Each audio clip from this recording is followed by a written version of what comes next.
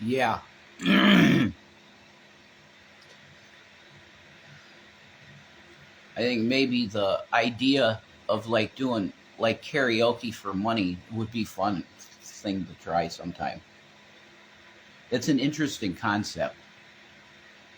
If we could find a good way to do it, that would be cool. Hi guys,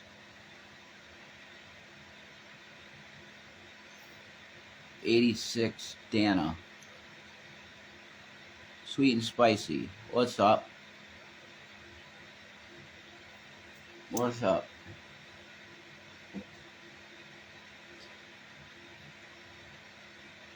So, what I got for you today is pretty straightforwardly a politics related video and message. And it cannot be ignored, the massive elephant that's in the room of the Republican Party, which is the party of the elephant. Because we never forget, conservatives never forget. So there's a huge elephant in the middle of the Republican Party. And the way I like to describe it is Donald with his Cheeto skin, neon orange visage, and he's towing behind him by its little scrawny tail, the elephant by the tail. And that's the GOP, and it's all on the back of Trump, who's the cult leader. Well, I ain't drinking nothing. I'm drinking Red Bull. Okay. Donald literally is carrying the elephant that's dead on his back, and you could sort of in symbols say that the physical representation of that would be Mitch McConnell when he's staring into the abyss and they ask him a question and they're like, well, how do you feel about running for your seat in 2026? And he goes,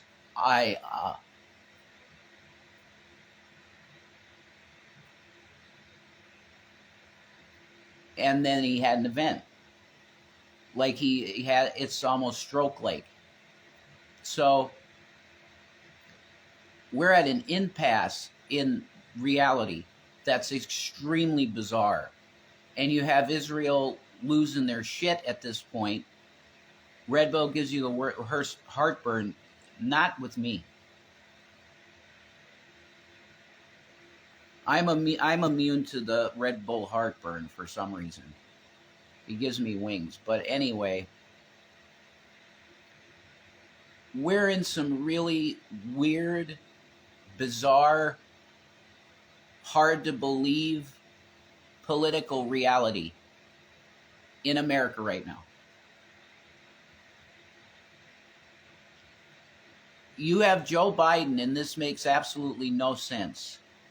If we're going to go by the numbers that are given to us via the regular channels through the news media, then we are to believe that the economy is not only recovering, but it's ratcheting up our GDP to something like, I don't know, it was a 5% GDP increase, I think, which is it's unprecedented. And they had Trump saying 2.5% growth GDP is very good and stable, which is true. That's a very stable number. 4.9 is not a stable number. That's going to crash. Now, you have these pundits and people who write Democratic policy papers that they're saying Bidenomics is working, and you can see it in the results in the states and in the federal revenues and everything. You can see how Bidenomics is actually plugging in money back into the system, and it's churning out more productive social programs, record people on getting off food stamps and coming into normal employment and becoming tax-paying citizens into the system. That's what they say is happening. That the middle class is getting the push-up that they needed, and the lower class is actually finally being able to get some ladders up on the side of the building, and they can get people down off the roof of the burning building, okay, metaphorically speaking. If your house is burning, you want to get out of it quick because you're going to die. So you got to get the hell out of the house that's burning. America is that house, okay? It's going to burn down. The problem is, how are we going to do this evacuation? Is it going to be ruly? Is it going to be with respect of peoples, regardless of their race or creed or any of that stuff? Or is it going to be survival of the fittest, social Darwinism, which will end in total and complete anarchy and the death of God and the state? And you're left with nothing, like Mad Max. You have a political climate with Donald Trump that's absolutely unprecedented in the history of the country, and we probably will never see anything like this ever again in this country, God willing. You have 35% of the people saying that Joe Biden is ineffective. His approval numbers, he's at 56% approval rating. That is absolutely disastrous. So what does that tell you about Joe Biden? That tells you that Joe Biden, there's all of this pro-Biden speech in the liberal media, but the results that people see do not add up to what the pundits on the TV are saying.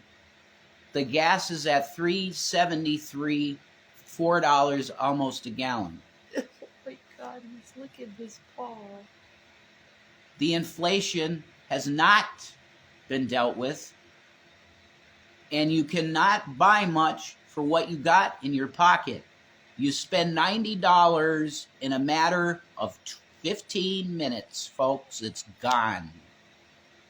This needs to stop. So the question is Joe Biden the guy to correct the issues that we face as a nation?